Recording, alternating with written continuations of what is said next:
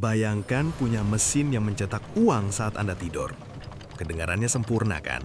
Tapi faktanya, banyak trader justru lebih stres setelah pakai bot daripada saat trading manual. Mereka terjebak dalam kecemasan, bolak-balik cek HP tiap 2 menit, dan akhirnya malah merusak sistem mereka sendiri. Kenapa itu terjadi? Karena rahasia sukses trading otomatis bukan ada di barisan kodenya, tapi di dalam kepala Anda. Hari ini, kita akan bedah cara kerja otak Anda saat menghadapi algoritma dan bagaimana cara tetap tenang saat market sedang bergejolak. Unlock the future of trading with ATF. Precision algorithm. Maximize your profit. Pernah nggak sih setelah berhari-hari atau bahkan berminggu-minggu Anda riset strategi, akhirnya Anda sampai di satu momen krusial, menekan tombol start atau run pada bot Anda. Detik pertama, rasanya lega banget. Luar biasa lega, kayak ada beban berat yang tiba-tiba diangkat dari pundak Anda. Akhirnya, nggak perlu lagi mantengin chart 24 jam.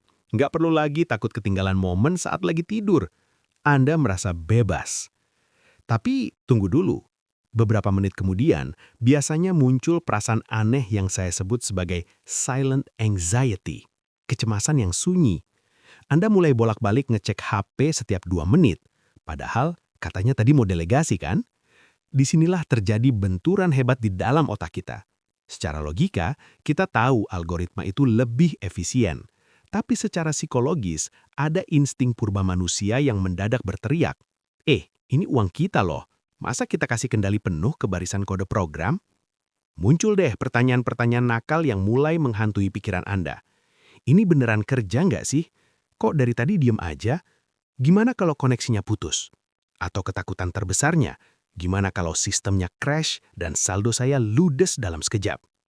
Kalau Anda merasakan ini, tenang, Anda nggak sendirian. Ini adalah respon alami otak.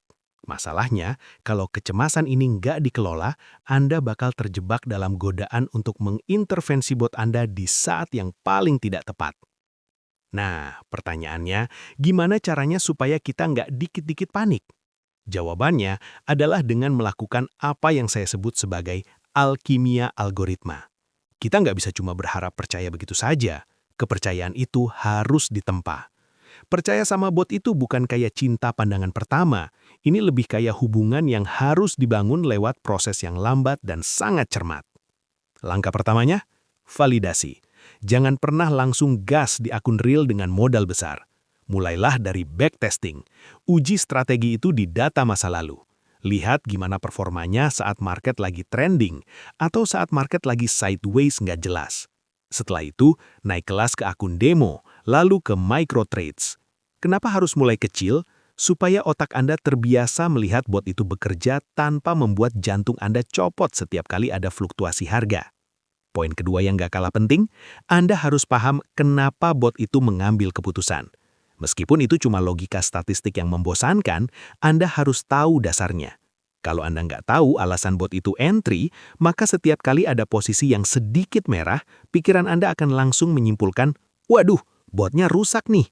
Padahal mungkin itu memang bagian dari strategi manajemen resikonya.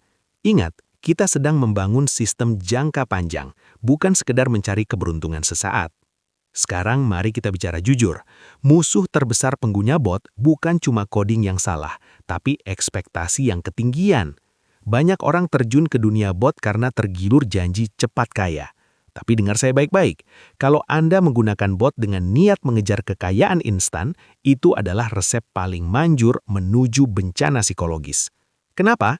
Karena saat market tidak memberikan hasil sesuai fantasi Anda, otak Anda akan mulai panik. Kunci kesuksesan jangka panjang adalah menetapkan target profit yang realistis dan memahami toleransi drawdown Anda. Anda harus tahu berapa persen penurunan modal yang sanggup Anda lihat di layar tanpa membuat Anda kehilangan selera makan.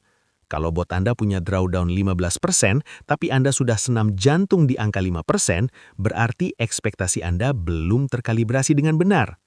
Selain itu, Anda harus belajar membedakan dua hal ini. Mana yang namanya glitch dan mana yang namanya fluktuasi pasar. Glitch itu masalah teknis yang harus segera diperbaiki. Tapi kalau bot Anda sedang floating minus karena harga memang lagi bergerak liar, itu namanya fluktuasi pasar. Itu normal. Jangan sampai Anda mematikan bot yang sebenarnya sedang bekerja dengan benar hanya karena Anda salah mengira fluktuasi pasar sebagai kegagalan sistem. Pernah nggak tangan Anda merasa gatal? Pas lagi asik makan atau kumpul keluarga, tiba-tiba Anda buka HP, lihat market lagi goyang hebat, dan jari Anda sudah standby di atas tombol close atau pause. Selamat, Anda baru saja merasakan ujian terberat dalam delegasi, godaan untuk mengutak-atik atau tinkering.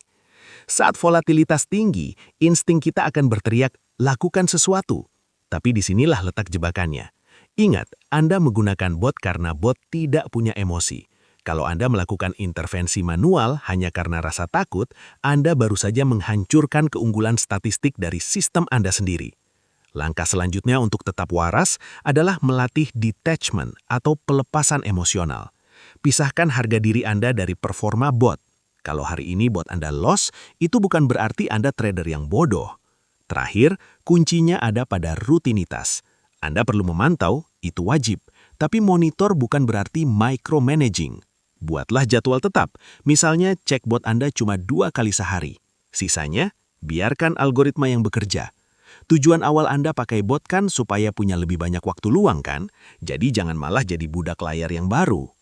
Kalau Anda sudah sampai di tahap ini, tahap di mana Anda bisa membiarkan bot bekerja tanpa rasa cemas, selamat, Anda baru saja mendapatkan sesuatu yang jauh lebih berharga daripada sekedar profit, yaitu kebebasan mental.